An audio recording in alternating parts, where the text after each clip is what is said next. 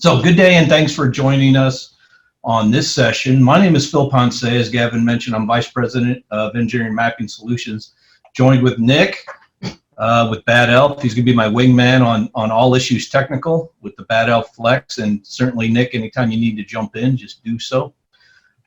The purpose of today is to illustrate how the Bad Elf has helped us to build a high accurate GIS for the town of Cave Creek, Arizona. So we'll present for a half hour or so and entertain any questions for the remaining time. Our moderator will be certainly monitoring your questions, so fire away during the presentation and we'll see if we can address them as we go here. So let's get going. A few factoids for a little background. The town of Cave Creek is fairly small. It's located north of Phoenix, as you can see here on the map. The utilities department is a colleague of mine who I've had the pleasure of working with in two other large cities in the Phoenix area. He worked with us on both of those occasions, leveraging good GIS online, and came to understand how good that is for a city to have.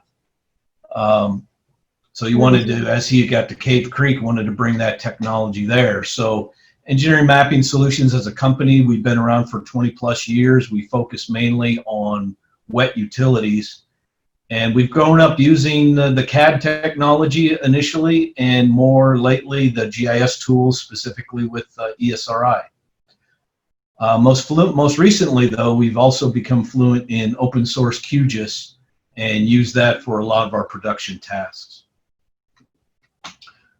So that's us. A little earlier in the year is when we purchased the Bad Elf and employed it, but the GIS project started late last year. So we're still into it. It's not complete, but it's got some really good examples that we're looking forward to sharing with you here. So the goal is to build an accurate GIS that's functional, scalable, and most importantly, cost efficient. And the luxury in any GIS is horizontal accuracy of your inventory. I mean, the first thing that we want to do is get a good inventory. And normally, in the past, people have sacrificed good horizontal accuracy just because of the cost. So the key is to balance these ways and balance the cost of horizontal accuracy in a way that is affordable for the client and will keep the project moving forward. So we have several challenges. The town came to us with just a mishmash of data, and this is pretty typical for most towns. Is they'll have a slew of engineering as-builts. They'll have things like water and sewer modeling from previous projects, field markups on quarter section sheets, schematic drawings. We've even had stuff written on scrap pieces of paper that they dig out. The thing with the town of Cave Creek is they run things a little loose, as you might expect. They're a small town. They don't have a lot of money, and even though the rules are in place to enforce things like get good as-builts, corners are cut a lot. And as we're discovering, the as-builts are really not all that accurate. So that's a challenge. So how are we going to solve that challenges? First, we're going to create the GIS from the ground up using the as-builts as they are. We use COGO techniques against our county land base. Here in Maricopa County, they have created an accurate cadastral parcel base. They've invested millions in this, and they initially created a network called GDAX. It's their survey network, and everything is built off of that. So all the cities and towns in our area in Maricopa County are very fortunate to have a consistent and accurate land base to work from. So now that the land base is complete, we've completed that, or I'm sorry, the GIS is complete from the as-builts. We're now in the phase of conducting field observations. They purchased the Bad Elf, and we're going after it with the sub-centimeter locations that the Bad Elf produces, and hitting it with ArcMap, ArcPro, ArcGIS Online, ESI Collector, and we'll talk about talk about that in the slide coming up. The one thing that I like to talk about on the Flex unit is how it rolls into the GIS is use the term of reality. The Bad Elf is just an awesome tool, and I'd encourage you to hit the website. And in a few moments, I'm going to pass it over to Nick and let him talk to you a little bit about it. But before then, let me just bring your attention to the fact that we have great control, and that sets the stage for a great GIS. You got to build this on a good base. And because Maricopa County has great parcels that fit the GDAX network, and they have 3-inch pixel orthophotography that they fly year after year, it just absolutely has the best base we possibly can use for a GIS. The county, in essence, then has established that reality. Because let's face it, when people look at a GIS, they're prone to overlay those vectors on raster imagery. And if it fits, yeah, for most people, hey, that's good. But if it doesn't fit, then you have issues. And so who's to say who's wrong? People overlay their GISs over the top of sometimes Esri image bases that are not that accurate. And so they call into question the validity of the GIS. Here's the best news. The county also established a AZ course correction service that they provide for free. And together with the Bad Elf, it just makes the reality absolutely great. So the best news of all here is the Bad Elf absolutely fits that reality. And so I'm going to take a sip of coffee and take a breath and pass it over to Nick, if I could, Nick, for a minute or so. Yeah, thanks, Phil. Hopefully you guys everybody can hear me out there in digital land. We appreciate it. We love working with Phil and his company EMS. They've been a great advocate for the Bad Elf Flex since its debut earlier this year. Really what I just wanted to talk to you about is he mentioned a couple times that the Flex has met the reality. It has met the requirements that the town needed to really advance its GIS. And the way it does that is the Bad Elf Flex has flexible accuracy. But most importantly, Phil mentioned that in its extreme accuracy mode, it's able to connect to RTK networks. So for a very cost affordable solution, you have the ability to connect to your local RTK, or if you have a paid RTK subscription, you can certainly connect to that. And you're then getting real-time kinematic corrections in most urban areas, at a centimeter or better. We do say it's kind of fun at Bad Elf. We have this saying that accuracy is addictive. And even us, GIS people traditionally, the old colloquial joke was GIS actually stood for go get it surveyed. Well, now with the Flex, GIS people actually have the ability to collect that extremely high accuracy data with a device that's affordable, that then easily connects to their GIS system of choice, whether it's an Esri platform, a QGIS platform that's open source, or somewhere in between. So yeah, I just wanted to make mention that the Flex has operating modes in what we call the standard mode. That's going to be 30 to 60 centimeters off the shelf. You could then use satellite corrections, which is called L-band mode. That's going to get you 5 to 10 centimeters, or like how Phil is using it in RTK mode with 1 centimeter. So yeah, that's basically it. I don't know, Phil, if you wanted me to talk anything about any of the other specs on it, other than the fact that it's really accurate. It's pretty easy to get fired up for you. Was there anything else specifically? No, let's keep going on the slideshow, and certainly there'll be an opportunity for you to jump in, especially on this next slide. One of the things that I had to do with the deployment of this technology was to convince the town staff that the unit was viable. So what I did, in fact, this little inset map on the upper left is a USGS point that happens to be within the town limits.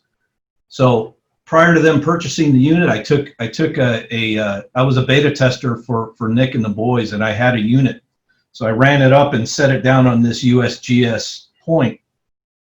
And we're not going to get into the necessary specifics here, but suffice it to say that I took 3 observations, and you can see there the Bad Elf observations, and pumped them into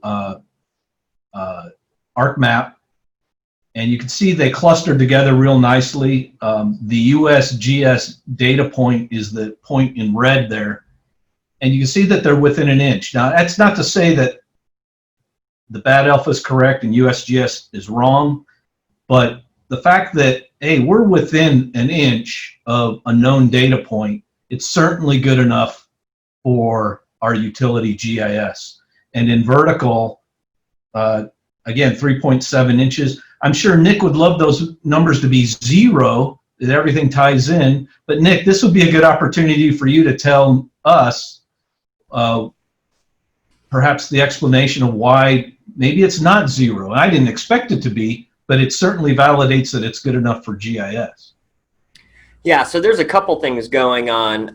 In this area, geographically speaking, there is a mention. We know some of the certified, RLSs in the area.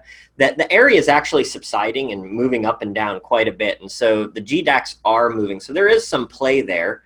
Additionally, because we connect to an RTK network, depending on how strong that RTK network, which here we're using the Arizona Department of Transportation, depending on which mount point you were connected to or how far you were from that mount point, or were you using a VRS, you can see some of that fluctuation in error. Phil, what I love here is, we've done lots and lots of testing, thousands of hours, and we've had lots of our strategic partners do the testing. That's where we create the specifications for the product from. But seeing these types of results, these are real results. These are not coming from the manufacturer. This is coming from you going out in the field and collecting the data with the client. And, we're seeing really good averages. Now, of course, there's some best management practices, and there's a chance that that GDAC is actually moved. There's an issue. There could be issues with some of that RTK. But again, for a super cost affordable price, you're now talking inches where the average GIS data collection used to be into meters, right? And so it's an exponential increase from going from accuracies out here to something like this with very little, control or further, training to get this type of data. So it's nice to see. And normally, one thing to mention with all GNSS, no matter what the brand name, when you look at horizontal accuracy versus vertical accuracy, you're usually looking at a 2 to 3 times modifier. And so again, we'd like to see it actually a little tighter at times, but this is a real world job, and it's obviously hitting your requirements out of the park. So this is great stuff. But the best part of that, Nick, is this little analysis sold the unit. So that's at the end of the day, that's it. But as you saw in the opening slide, I don't have an RLS behind my name. I don't claim to be a geodesist. I'm a civil engineer that just loves the hell out of this technology. And if I can build a comfort level with it, I can build a production model, and I can train my clients. Everybody wins. And more importantly, I sell units for Nick. I'll let it come from you. Yeah, that's a good sales pitch. I appreciate it, Phil. All right, so this is the workflow that we follow using the Bad Elf. I could probably spend the whole half hour, 45 minutes on this alone. Let me keep it at the 15,000 foot level. As you can see, the data. Can you see my cursor moving around or no? All right, we'll forget about that. It fundamentally breaks down into 3 parts. We have the collection part, and you can see that the Bluetooth connection to the Bad Elf using the Bad Elf software, the ESRI collector, and off to the right was the AZ Core's GPS correction service. If we have time, we can go more into that if there's questions. But suffice it to say that this whole collection process shoves it up to ArcGIS Online very, very nicely. So then the next step is to edit that data. So we have collection, we have edit, and that's done in ArcMap. We push it up to Arc Server, and the last step here is to deploy. So at the end of the day, my clients are using the data via our EMS web map software, which is the ESRI JavaScript. And again, I've got a demonstration. We could do an online demonstration of that if there's time. But suffice it to say, that's where this fits in. We collect, we edit, we deploy. Now, part of what I had to do to convince the client that it was a good tool, in addition to showing them how accurate it was just show them how this is going to fit into their current data. One of the things that you'll notice is in the center there, it says valve with concrete ring. So the circle shows you what I collected, and I zoomed way up on it. And so you remember I talked about reality. I don't know or necessarily care if the aerial image is accurate. I don't necessarily care if the bad elf is accurate. I know them both to be accurate. But guess what? When I am able to show my client a point that I collected in the field that dances this close over the top of their imagery, the whole discussion of accuracy kind of goes out the window. It feels right. It looks right. Their reality is what you see here. So all of a sudden, the whole issue of horizontal accuracy and vertical accuracy and all of that kind of goes out the window because they saw this and were sold. What that X is in the upper right there, it's a previous survey. And again, I'm going to have to defer to Nick if anybody asks the question, why didn't that survey hit as tightly as the bad elf? Various reasons, right, Nick? I don't know exactly why. I didn't necessarily want to tackle it with the surveyor, who's a little old civil engineer, you know, standing up against an RLS and I've got a bad elf in my hand. I'm not going to tell him he's wrong. So I just dodged it and just left it at that. The client's really happy with the data we're getting out of this bad elf. We're not really necessarily caring too much about the previous survey. Yeah, the bad elf is bad A ***. You can fill in the blank. Let me go to another example here. In this case, you'll see that the bad elf is out in the field collecting points. This is a good example. We have an existing fire hydrant, that's the red and white symbol, and where we thought the valve is. Where everything was really lining up, the red square, the red cross is where the bad elf says the hydrant is. The blue is where the valve is, and then the bigger blue is where a system valve is. And then again, that other X tells us that was a previous survey, and it's hard to know where that is. What we've been using those X's for is to tell us that somebody previously saw a valve out there, and if they saw one, I certainly should be able to find it. The other thing that I have on this slide is the valve record. These valve records were done, gosh, in the 70s, and they also then are telling us where they observed the valves to be. Over the years, people landscape and cover up the valves. Even the people doing the street work are covering them up. So we're having a hard time out there finding the valves. We just need some indication to tell us at one time, was there a valve out there? And these valve records tell us. Lastly, you can see once again, that shot I took on the sewer is just sitting so nicely over the top of the aerial. It's hard to dispute. So anyways, that's again, just another example of how we showed the client how this is going to make their GIS better. Nick, did you want to add anything before we went on?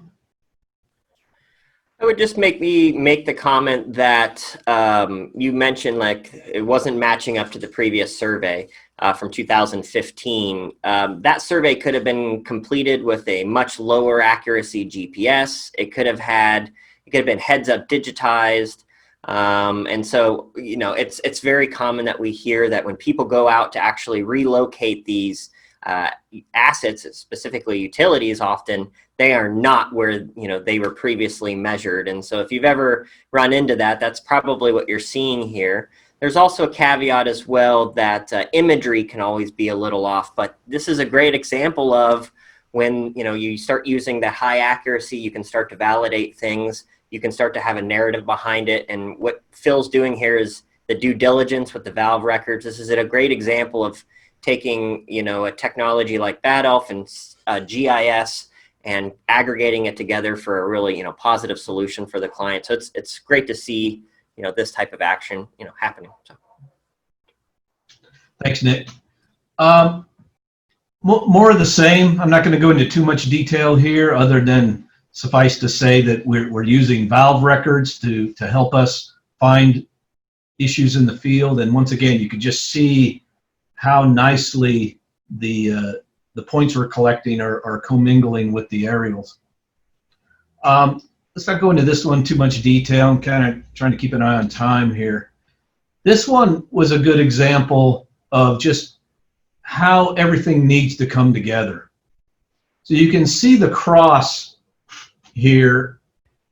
You can see the 4 circles that I collected in the field using the Bad Elf. You can see the 4 points that the surveyor collected. And so we could throw out the survey for a moment, but you do want to correlate the 4 valves that are in the GIS into the 4 locations that the Bad Elf found. And I got to tell you, the thing looks like it's displaced by about 45 degrees, or am I right? We haven't got the answer yet, because I presented this to the client saying, hey, the good news is we got sub-centimeter accurate points. The bad news is we got sub-centimeter accurate points that are really going to show you what kind of issues you have out there.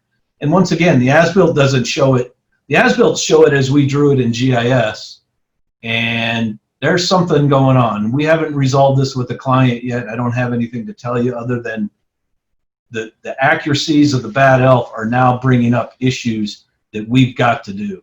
We need to move this GIS to the Bad Elf, but I'm not sure in this case how to do it yet. And so we're waiting on the client.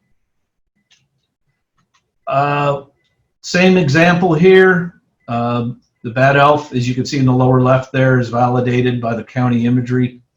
The valve record shows no presence of that hydrant, but we had to come in and so we're locating features that the GIS doesn't have, and quite frankly, the client doesn't know they have all their hydrants either. This is another good example of that. This hydrant was not in the GIS either, which means we don't have any engineering plans that tell us this hydrant is here. So by going out and getting very good horizontal locations, it's going to benefit us all. They're doing hydrant assessments, but they can't even tell their contractor where the hydrants are to assess. So we're going out there right now and finding all sorts of new hydrants that the contractor needs to come back and do continuous assessments. But at the end of the day, we've been tasked with, hey, let's find these locations. Let's get this starting with the hydrants. Let's get the inventory correct. So how do you get field points quickly and cost effective? Let me introduce to you what we call Bike Rack. Bike Rack is the rapid asset collection done on a bike, obviously. And here I am sitting over a point in our parking lot collecting using the Bad Elf. And you can see the configuration there. It's rather handy. I just cruise up over the point. I put it in collector. Collector shoves it up to the internet in our ArcGIS Online, and we're basically ready to start editing. So we've been engaged by the city to come through and do this. It's not a survey. We're just collecting field assets. So the Bike Rack solution is it's an EcoMotion bike, and it has about 8 hours of range. I can tell you with the Arizona heat, I have not even gotten more than 2 hours of riding because I burn out before the bike does for sure. But we have the Bad Elf Flex mounted on the front tire. We have a mobile phone mounted to the pole. We also use a GoPro video mounted on the front, so that as we collect all the points, we have a still framed video in time lapse mode to catalog it, so that in the edit process we could always come back and take a look. So that's the bike rack solution. Let me just show you some results of what we've been doing. You can see the field hours there, the points we collected. It basically gives us about 80 points reliably an hour, and you can cruise through pretty quickly when you're doing that.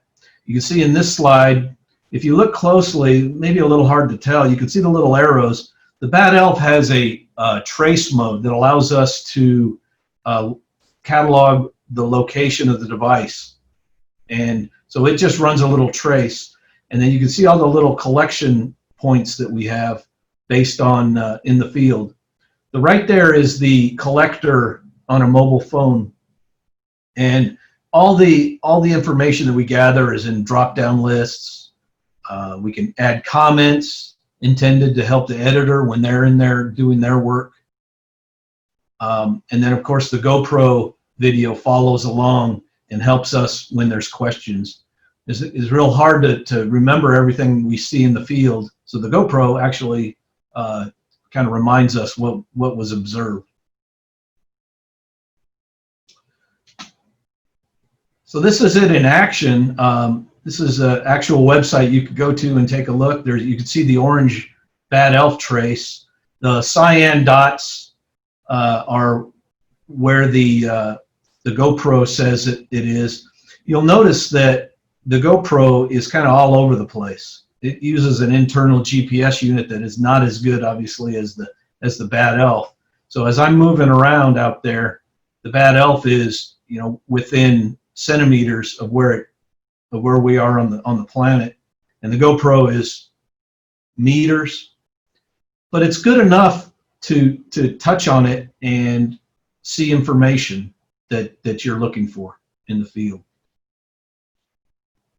So we're coming up on a half hour. Let me just summarize this in saying that what we do to make this GIS better is we, in a rapid way, go out there and collect points with the Bad Elf field photos, and we use those points then to edit in ArcMap.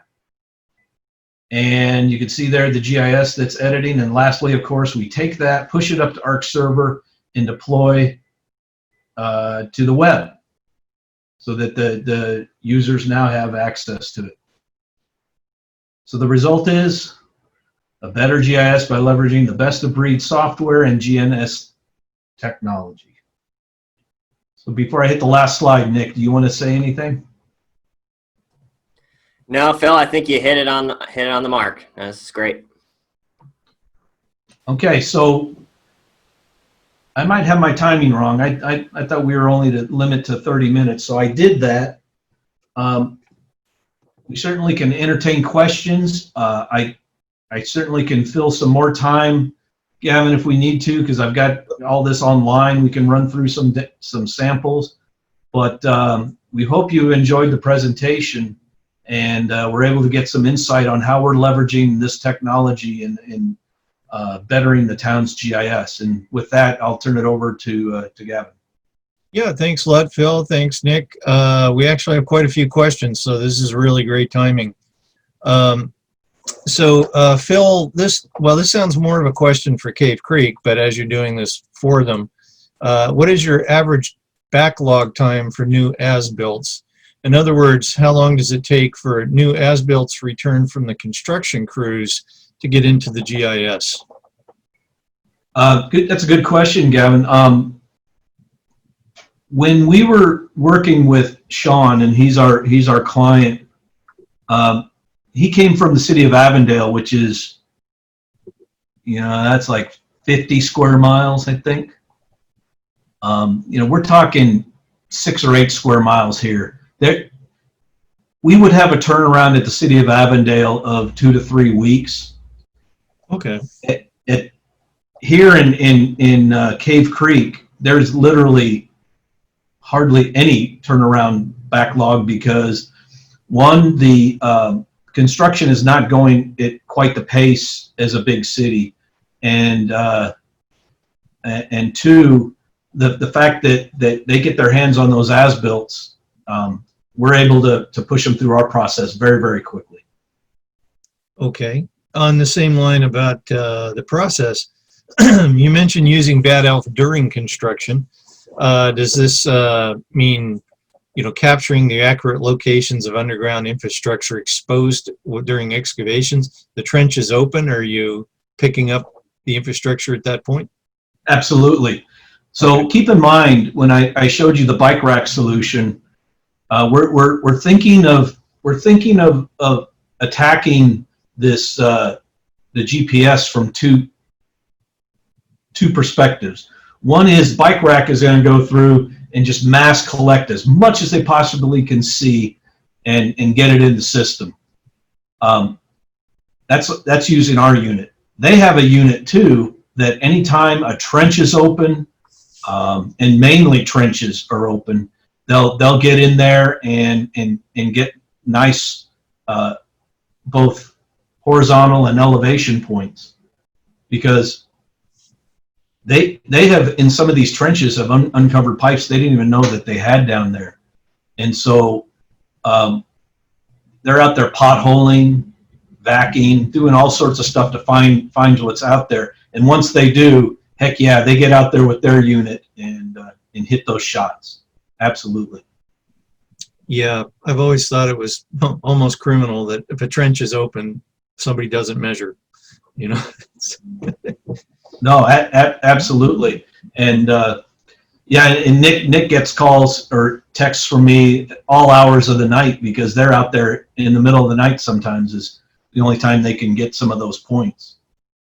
Well, the key Unfortunately, is Nick only hears from me if, hey, how come we're not getting our Ntrip server hitting, you know, just. Then I get to blame it on the state. Actually, Phil's great because he likes to report when there are successes. So we love to hear the successes as well.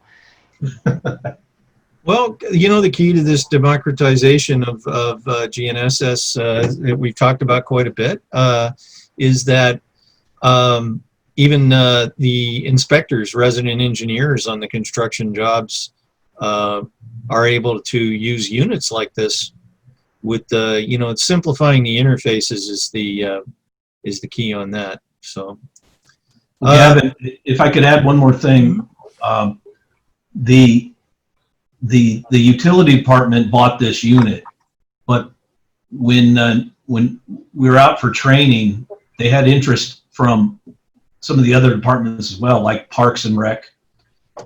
And the beauty of that is, you know, everybody gets so excited about accurate data, and the Parks and Rec guy wants to run this through his trails and, you know, get other accurate information. So it goes so much further beyond just utilities.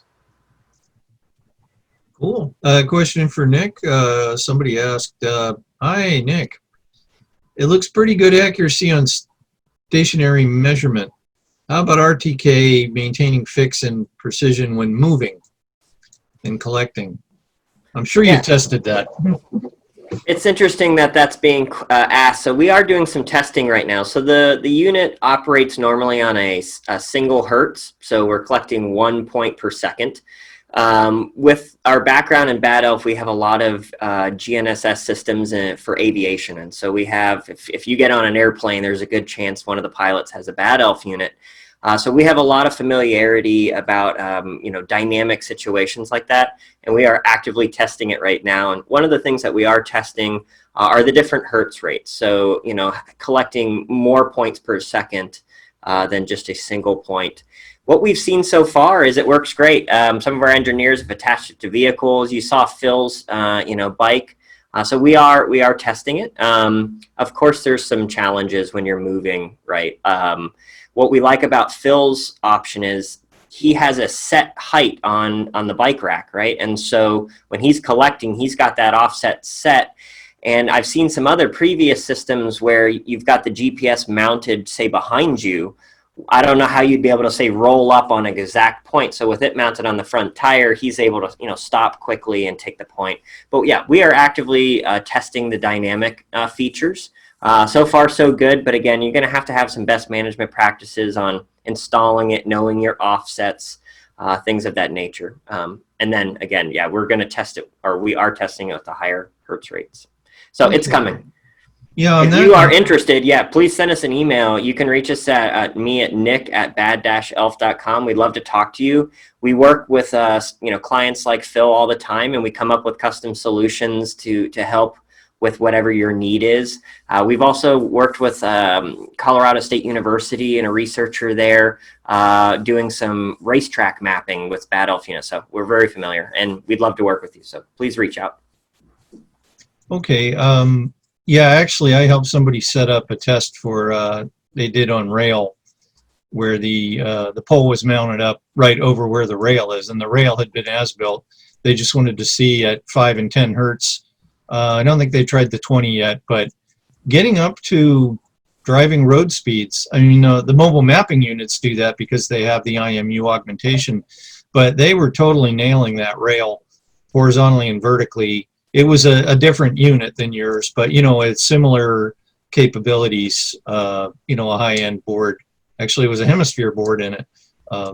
So another question from the audience. Okay, from Jeff Z. He said, assuming that Cave Creek is responsible for water and wastewater, do they use the Bad Elf for 1, when installing new water and wastewater pipes? 2, when called to repair a problem for like a leaking pipe? 3, locates requested by AZ1 call. Phil? So, yeah, let me address that. The most recently, they had a few water bursts that they needed to dig down and find that pipe. So absolutely, once again, open trench, let's get those locations. Right now, what I'm doing with on the bike rack is if I see any existing blue stake marks, I also collect those, because the beauty of that is that the more information we have as far as the location of those pipes, the less that they have to worry about on future blue stakes. And it's not anything that cities typically do is catalog those blue stake marks. They get out there, they mark all the pipes, the construction happens, and it's not necessarily archived anywhere. Well, we're making an effort to archive all of that information. I think, Gavin, that hit it. There was a third part, perhaps? It was during the design? When the on-call, when the AZ locate is called out, is there any overlap with that, using the unit when they do when AZ1 call is called? Yeah, not yet. Okay. They're all still a little new to it, and so we got to balance them with how much do we have them do versus we don't want to impede their current work. Right. Sure. So the guys that are doing meter collections, as an example, I mean, they just drive down the street because it's all electronic now and radio reads. What if we told them they had to stop at every meter and get us a GPS coordinate? I know that they wouldn't do it. First of all, they'd laugh me out of their office. So we have to come up with reasonable solutions that still fit everybody's workflow. And right now, the blue stakers are kind of autonomous. They go out there and do their thing. But there's nothing that says that we can't follow up with the blue stakers and catalog their work. And I can jump in too. We're working with several locating companies across the U.S. where they're starting to integrate. Gavin, it goes back to the democratization of GPS. The locator guys weren't going to send out a $30,000 GPS in the past for a quick 811 job. But nowadays, with affordable GPS, you can do that. We're also seeing firms like Phil's firm, the actual, the government as well, but they'll go in after the locators and map that stuff out and get it into the GIS. I do have to make a quick just joke here, Phil. I've been to some places in Phoenix where the blue stake's pretty crazy, and there's a lot of lines. I think you'd look kind of funny riding your bike down the street trying to map out all those lines. They'd probably pull you over for drinking and driving. You know, going like this, following all the utilities. But Well, luckily I wear a pretty bright safety vest, and that hopefully, you know, in the few weeks we've been doing this, I haven't been hit by a drunk driver or anybody texting. So if you get pulled over at 3 o'clock in the morning, you know the number to call. I'll pick up. okay, I'll take you up on that, brother. Okay, very quick question to wrap it up. A couple of questions just popped in at the last minute, as always happens. For construction crews who does the capturing location added to their workload, are the schedules being pushed out? I mean, is it really affecting schedules that much, having that additional task added? It's normally not the same people. Okay. But I had a meeting with their water staff the other day. There was 1, 2, 3, 4, 5 guys that they were all willing to split the duty. So if 3 of them were handling something, the 4th guy would be more than willing to come out and capture those points. So that the short answer is it's not really affecting it, but Gavin, it really starts at the top. There's a commitment to use this technology, and they all see the benefit, and so they're all in. Okay. It just becomes now part of their workflow. Okay. Now I have a question actually came up in conversation prior to this event from some folks that saw the Bad Elf. And Larry Fox with Bad Elf has explained this to me, Nick, but it'd be good to hear it from you. The helical antenna. There aren't that many rovers out there with helical antennas. They're used in a lot of other applications, but you know, Larry gave a reason why you all went with the helical antenna, and it made sense when he explained it. Mm-hmm. Yeah, so and the helical antenna will do great in terms of that bike rack, for an example. So the helical antenna, if you can imagine, I'm going to date myself. I was trying to tell some students the other day what a 35 millimeter film canister looked like, and they looked at me like, I don't even know what 35 millimeter film is. But if you could imagine this small little cap, and it's you know, circular, a cylinder, right? And inside of it, you've got a metal wire that wraps up. So instead of a normal kind of disc antenna, where the orientation of that antenna is extremely important, right? So if you tilt it, you know, you're going to degrade your accuracy really heavily. That's why you mentioned earlier, Gavin, like tilt systems, I heard you say, they've started to implement. Well, one of the reasons we picked the helical antenna, which was originally designed for UAVs, if you know about UAVs, they bump and move and cavitate and shake, and they're all over the place. And so they wanted more play. And so with the helical antenna, whether you're holding it kind of ergonomically in your hand and doing standalone collection and it's kind of tilted, or you've got it on a pole, that play is gonna be a little bit more flexible. And so you're gonna be able to collect a position at a little bit of a higher accuracy and confidence than you would say a disc antenna. Additionally, we were able to put that antenna into the superstructure of the entire unit. So we have one single form factor, no cables, no additional pieces. You don't have to put the pole here and the unit here. It's all into a single piece. Okay, and the thing that I noticed when I was test driving it was I was walking through the brush trying to test it in canopy, and it's not like a burger on a pole or a box on a pole. That's something that's going to get hung up in that canopy. It's definitely a little bit more like a wizard staff. You can kind of poke your way through with it. Oh, there you go. Leviosa. Yeah. Anyhow, so I've run us over here a little bit. I want to thank you, gentlemen. Thanks a whole bunch.